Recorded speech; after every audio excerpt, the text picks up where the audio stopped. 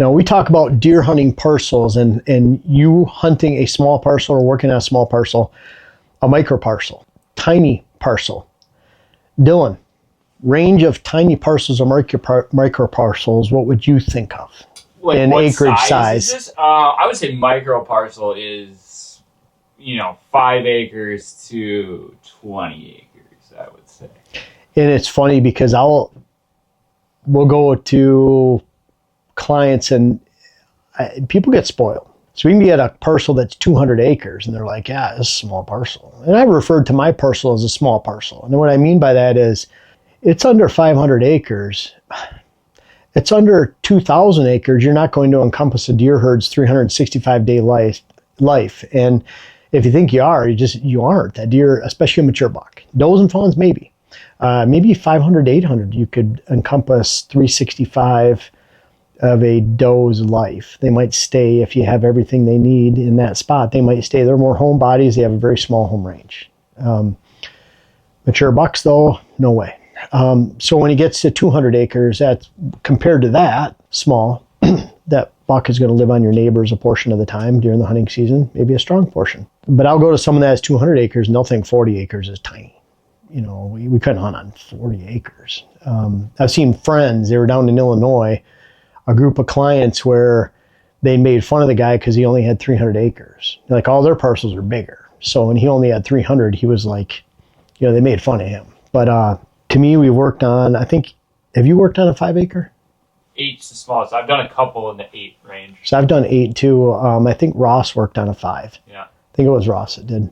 But regardless, 5 acres is micro tiny. 10 acres, work on a lot of 10 to 20 in that range. But yeah, when we get 26 acres, I can think of 25, 20s. I got a 16 next week I'm looking forward to. That should be fun. I like those days. It's just it's fun like working on those, it's funny and you'll see like sometimes the walk is longer on a small parcel because you're walking. I think sometimes you can take 200 acres and with a machine, we can be very efficient covering that because we can go back and forth. With a machine, you look at this spot, go back and forth. It's way more efficient. Where you're walking, it's like telling stories on the way there.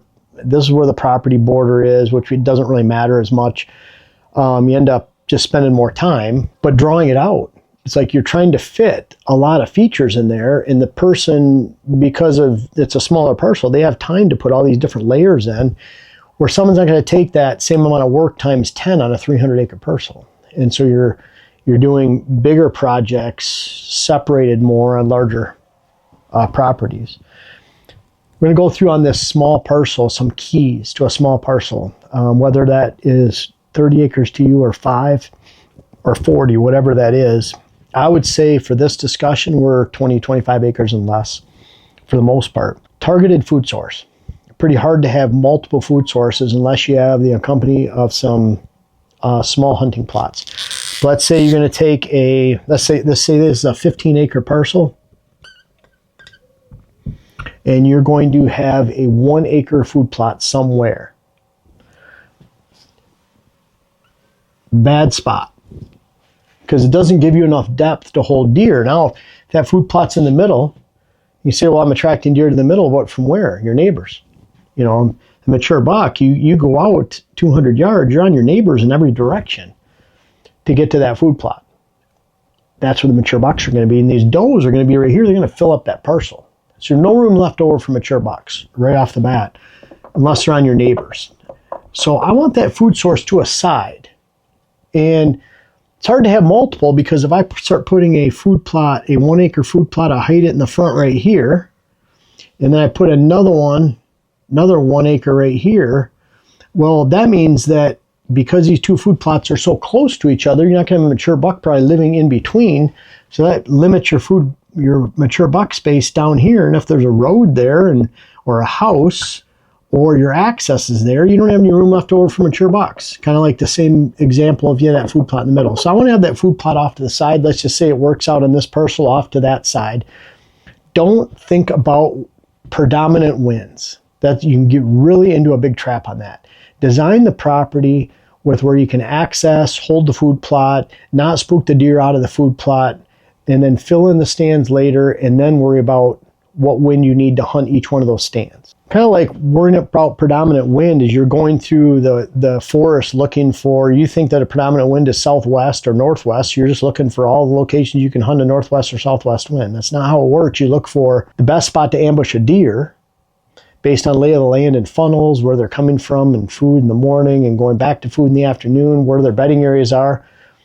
And then you look at, okay, to hunt this movement, I can come in this way and I need this wind. I can come in this way and I need this wind. But you put all that together first and then figure out what winds you have, and do that here too. So something to consider, that if this is my access side, then I don't want to go all the way through my woods to get to a food source down here.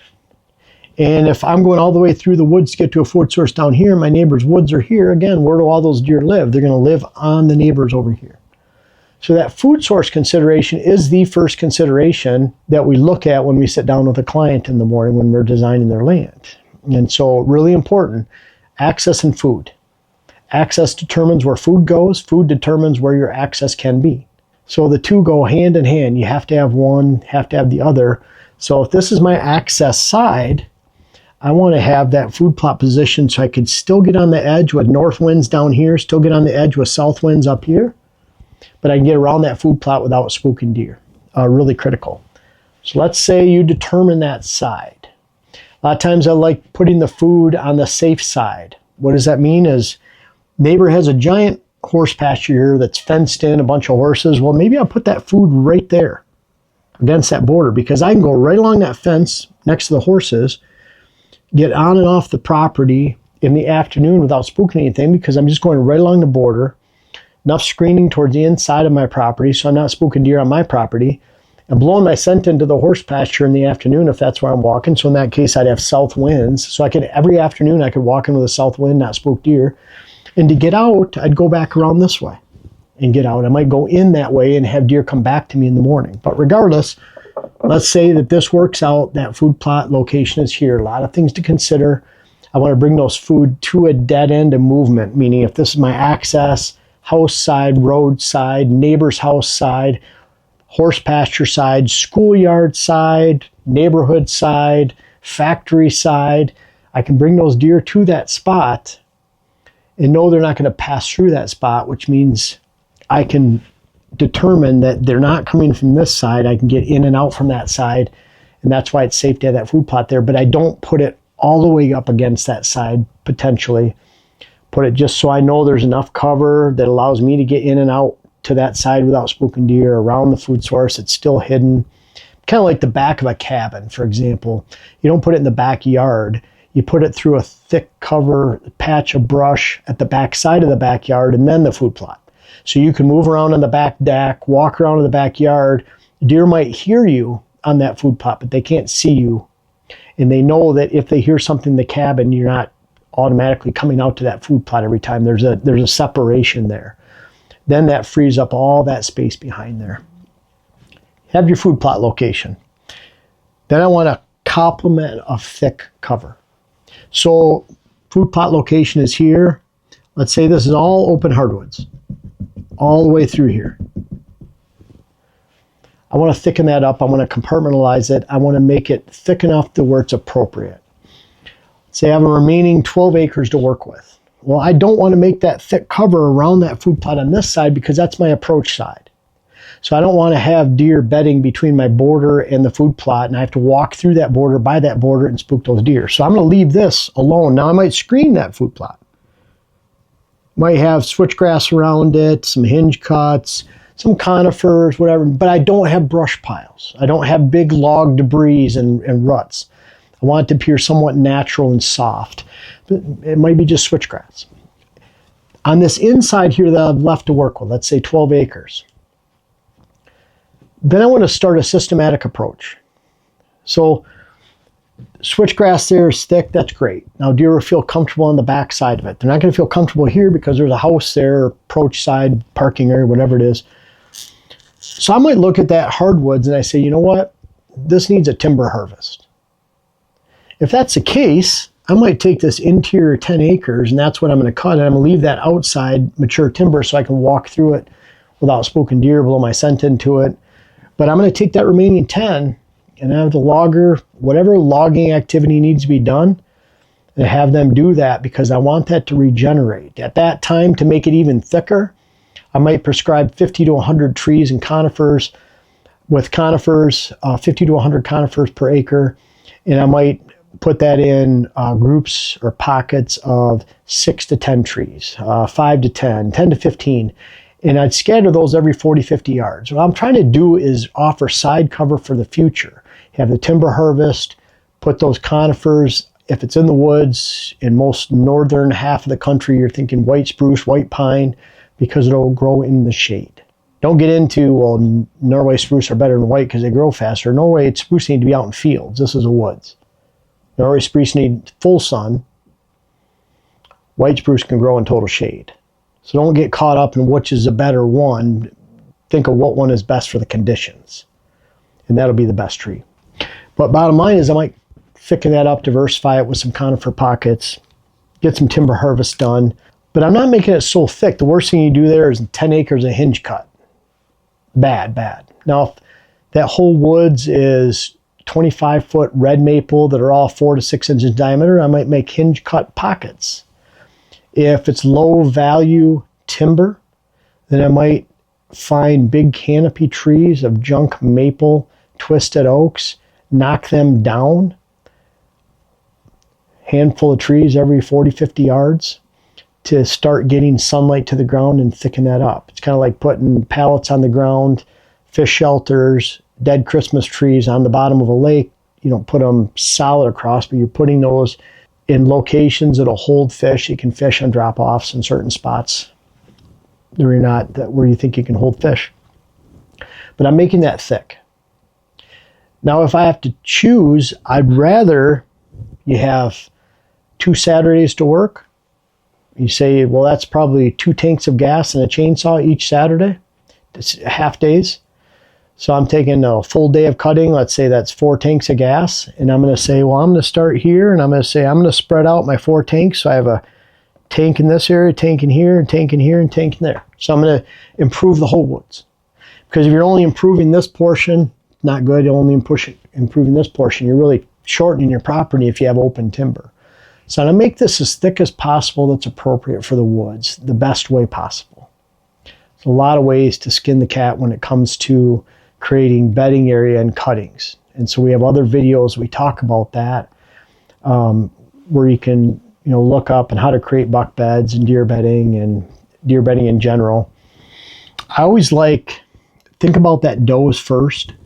You're really thinking about it like, would a doe and fawn bed close to this? Because if you can get them to bed, those does and fawns in this layer right here, then you have a second layer for young bucks, and then you have a third layer for older bucks. You always have that layered approach, which is why you're putting that food to one side too. After you have this all designed, whatever direction that turns into, think of it, you have this area like this. That's your cuttings, that's your food plot. That's your sanctuary. You're not saying that 3 acres of that 15 or 5 is sanctuary. You're saying about 12 is sanctuary. Include your food plot. Because this whole thing has to have zero pressure front to back. That food plot, it's more important to not pressure that than it is a random bedding area off the side. On a small parcel, you can't afford to spook anything out. But if I was going to spook something, I'd spook that bedding area right there instead of that food source. Because once I spook that food source, all those bedding areas are void of deer. You spook off the whole property on a small property. You spook that food source out, deer gone. I'll refer to this a lot. Junior, 6.5-year-old that we followed for 4 years here on the property since 2022. Around October 25th, I think was the day, I spooked Junior by just setting my binoculars down a little bit in the blind before he got into Jen's shooting window at 30 yards. He looked up, saw me, turned and walked away. He had been coming in that water hole for years. He'd been coming into it for several months so we could recognize him during the summertime. Never went a week without coming into that water hole. Especially when it got into October, November, they use water holes more. He'd come in with every 5 days. Maybe only once during daylight during that time, but we'd see him consistently on him. I spooked him that one time on October 25th. And I shot him on December 3rd, and he had yet to go back to that water hole. He avoided that water hole and around that area. I don't know if there was a 100-yard buffer, 75-yard buffer, 50-yard buffer, but when it comes to a small parcel, you can't afford a mature buck to give you a 100-yard buffer or 75-yard buffer, because that's likely putting you on the next neighbor's property. So think about that, how much you have to control your hunting pressure and give the deer the illusion they're not being hunted, and that goes back to the wind direction. So when you have that wind and you have this all designed, who cares what your predominant wind is? Because you have stands here, over here, they can get into without spooking that food source. Maybe they're only gun stands. Because if it's a big food plot, 3/4 of an acre, acre plus, you might have a hard time getting on and off the edge without spooking deer. I'm going to have probably a stand right there and a stand right there. Easy afternoon stands I can get to with various winds. This one can be almost a northeast wind, but east-northeast, east, southeast, south, southwest, west-southwest. I can hunt that. A lot of winds. 180 degrees of wind, same with this one. I can hunt 180 degrees of wind with this stand right here, all blowing out here. Might even have a stand back here that has a water hole. Maybe I can get to that for morning or afternoon. If I'm getting into morning, if I have south winds, maybe I'll come all the way around and hunt. I might come all the way around this way, hunt this, and then come back out this way. No wind in the morning. Think about where you can blow your scent up on the way in versus out. I might have some stands back here, and those would be for morning stands. So I'm getting in. Maybe I do have a backdoor access where I can come in through a neighbor's property or for another road or off another road, an easement line, but I can get into back here in the morning. So then it gives me an assemblage of morning stands and afternoon stands, any and every wind that I want to hunt. It doesn't matter what side of the habitat and what side of the property that food source is on. It gives you multiple winds for every location. So pretty cool to think about. You think about it different. A lot of people are going into it, I have to have these winds. Don't think about that way. That'll get you into a trap. Think about it. This is my ambush. This is the ambush I can design based on my access, where available fields are to plant food plots, where I can put food plots and not spook the deer, where I can bring them to a dead end in the afternoon, take advantage of this wind going in, this wind going out, set the table of where you're not pressuring those deer and where you're developing that thick cover from front to back. Then you place your stands, and then you determine for each stand location what wind you can hunt. And typically you find you have multiple stand locations for morning or evening with every single wind once you design it this way. So hope that helps you thinking whether you think your micro parcel is 40 acres or 4 acres. If you're managing it with these principles, I think the difference is when you get up into a 40-acre parcel, you can start to have maybe 2 food sources off to the side. With all this being said, this is like small parcel design, but a lot of these design concepts are critical for big parcels, small parcels. And so we decided to start a web class series years ago. It was actually 2020 was the first one, but how to design your whitetail parcel deer class or web class. And it's, I think, about 18 videos long. We go through step by step. I think the first video was it called Coffee and Breakfast or whatever we called it, but it's when you meet the client, we start to set the table, what's important for the entire day and the scope of the day. We try to bring you through the course of a day and how that looks for designing your own parcel. A lot cheaper than hiring us, because we've gone out to 5 acre, 8 acre, 10 acre, 20 acre. My average parcel is probably 100 acres. Half of my parcels I go to are 50, 60 acres or less on a given year. So look at that. That's an opportunity for that web class. Just check it out, whitetailhabitatsolutions.com.